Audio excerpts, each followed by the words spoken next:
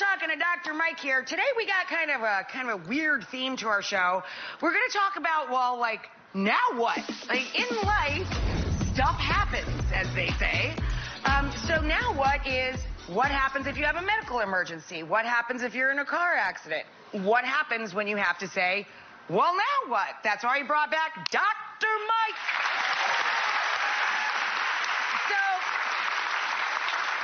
Mike, how do you say your last name again? Varshavsky? Varshavsky, yeah, you got it. You're getting better each time. I'm getting better. That's why I just call him Dr. Mike.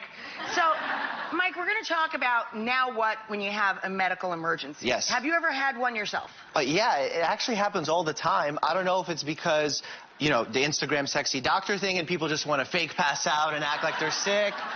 But it does happen. And actually, when I do television shows, because it gets so hot and people are staying in one place for a long period of time, they can pass out. And I'm not just a TV doctor. I'm a real doctor, so I jump in and help them out. When's the last time you needed help? Did you ever have a medical emergency Of course. yourself? I was sick over New Year's and a baby in bed with my teen honey. So that happens. Doctors, too. We get sick. Yeah. What happens, and this has happened to me, when my mom had what they call a transient ischemic attack, and I was worried she was having a severe stroke. And I could not get her into the car to get to the hospital. What do you do if people are reluctant? I have another friend, fell, I told you, in the driveway. Ambulance came. She sent the ambulance away. What do you do? And men are like that. My husband, forget about it. Like, they're big. Guys don't like to see the doctor. Guys do not like to get in a car. What do you do if you know someone needs medical attention and they're not accepting it? First and foremost, you have to establish, are they able to give consent? Like, are they all with it? Because if they're not with it, call 911 anyway and get them regardless. Yes. If they're with it, you want to negotiate. You want to figure out what is the reason that's keeping them from wanting to go. Is it time? Is it money? Once you figure out those reasons, then you can better negotiate and find some sort of common ground. Maybe you'll go to the primary care doctor instead of the emergency room. So it's literally like dealing with a child, kind of. Like, what's the carrot? Well, look, we're all children if you really think about, like, the Freudian mind, right? And nobody wants bad news, so they get no news and make it worse. Which is worse, yes. Exactly. So it's better to know, and the first thing you want to do in any accident, irrespective of what it is call 911. But not just to scream, call 911. Point at somebody. Burgundy sweater, brown scarf. You call 911. The reason why we have to point one person out at a specific time is because if we just yell it, everyone assumes that someone else is going to do it for them. And then no one ends up calling, and then the crisis goes even worse than it was initially. So, literally say, could you call 911? Could you call 911? You person in the blue thing. Yes, blue shirt over there. Blue shirt over there, yeah. So, assign a role. We do that in the hospital. So you do, that's right. That's right. If someone's heart stops, I run in to run the code, which is called the code blue, and I say, you do chest compressions, you give medications, you record what we're doing. Because unless you do that in a crisis, it gets really crazy. But outside of that, once you get the first responders and you're waiting, there's some things you can do. 3 steps, very easy. Write down a list of what medications and allergies you have. So write it down before the EMT comes. That'll make the process a lot easier. Find out the health history. So if a person's about to pass out, get it before they pass out so you can help the doctors and nurses out when they get to the hospital. I'm putting this stuff on a card, man, because if I'm out, I don't want you messing up my groove when I'm out. So, and then the last part is call your primary care doctor. That's the best part about having a primary, so that we can meet you in the emergency room and admit you if you need it for that continuity of care, because we know what's going on. Well, for some people, you should find a primary care doctor first, right? Yeah, Hi, Bernie. Bernie's mine. Hi, Bernie. Okay, let's move on down the line. Let's move on. What are we going to talk about next? There's a lot of crazy stuff happening in the news, so people wonder what's the first thing to do in case someone has a major cut. How can we prevent that person from bleeding out? So the first thing you want to do is put pressure on the wound as much as you can. Like if it's massive bleeding, you have to cut off the flow of blood. Like a plumber. Right? So you can get just a dress shirt. You could literally take this off. I would take mine off, but then that would be... different show. So, totally different show. I'm sure they would not mind. We'll do like the little Hulk maneuver. Okay. And then let's say the cut is here. You want to go proximally, so closer to the heart to cut off the circulation. So always go as close to the heart as possible to cut off the blood flow. And then you want to make a knot, but you want to make it very, very really tight. You want to make the person scream, because by causing them pain, you're also saving their life. That's huge. You have to stop that blood flow. You have to stop the blood flow. And this is going to give that person time in order to get their emergency responders to come and save their life. Excellent. Okay, so that's the first one. Excellent. But now... let's say we're talking about a smaller cut, right? And I cut myself. Everybody does. You cook, right? I live in kitchens. Yeah. No, seriously. Whether you're talking to, Top Chef, everybody has accidents. Of course. You get distracted, a loud noise, you look the wrong way, you cut yourself. Yeah, it happens. People that work in kitchens. You need to be prepared. We burn ourselves, we cut ourselves, it happens. Exactly. So simple wound care is wash the wound first. You can just use some soap and water. Yep. Flush it out. You don't have to run to rubbing alcohol and hydrogen peroxide. That's not necessary. You want to just wash it. And then, let me ask you this, pop quiz time. Do you think it's better to cover the wound or to leave it open and let it dry?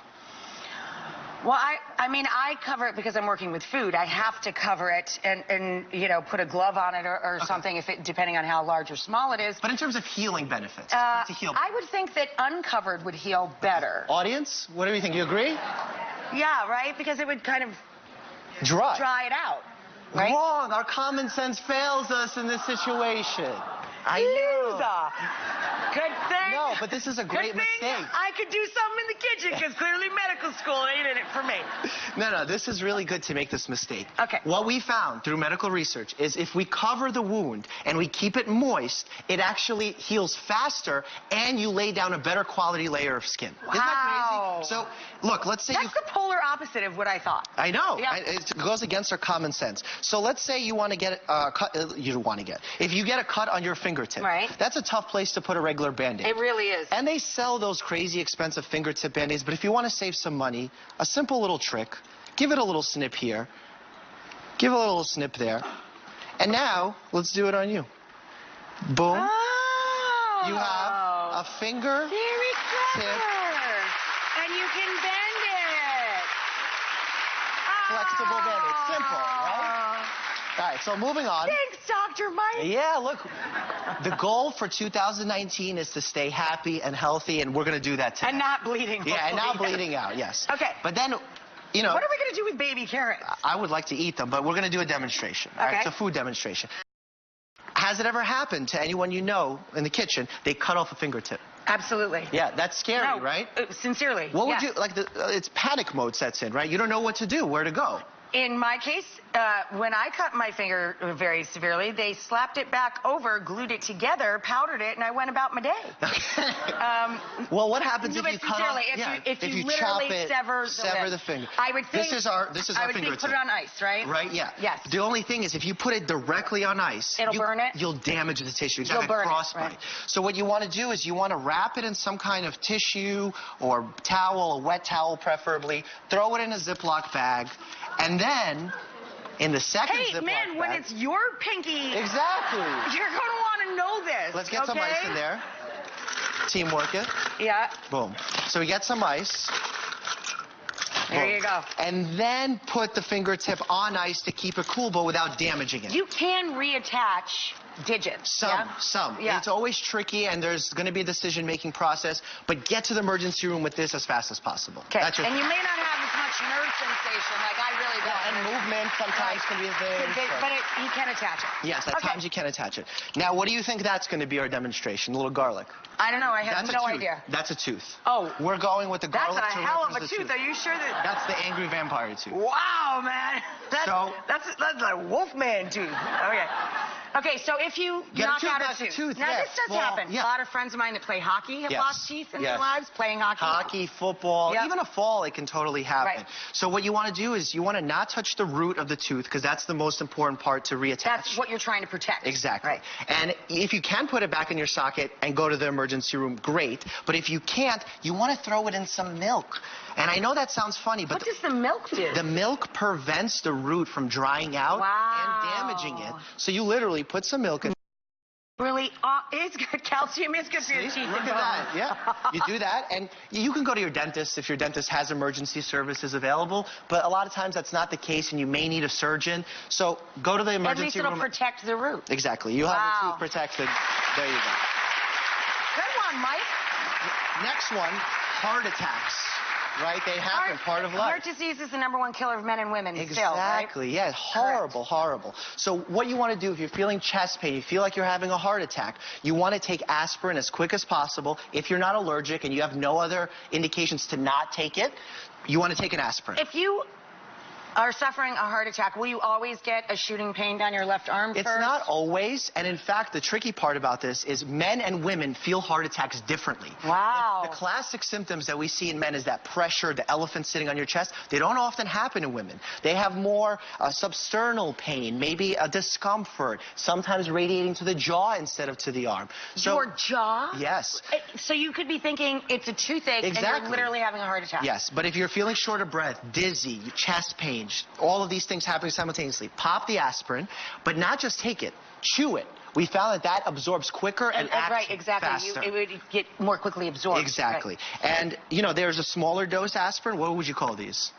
They're like little baby aspirins? Yeah, we don't call them baby aspirins anymore. Right. Because babies don't take asprin. Oh, and that's been a mistake that, parents give children aspirin, and we don't do that anymore because it can lead to a condition known as Ray's syndrome. It's bad for children. Yes. Don't give them aspirin. So it's not baby aspirin, it's low-dose aspirin. Low-dose aspirin. So you want to take 4 low-dose aspirin or the regular strength dose and chew it up.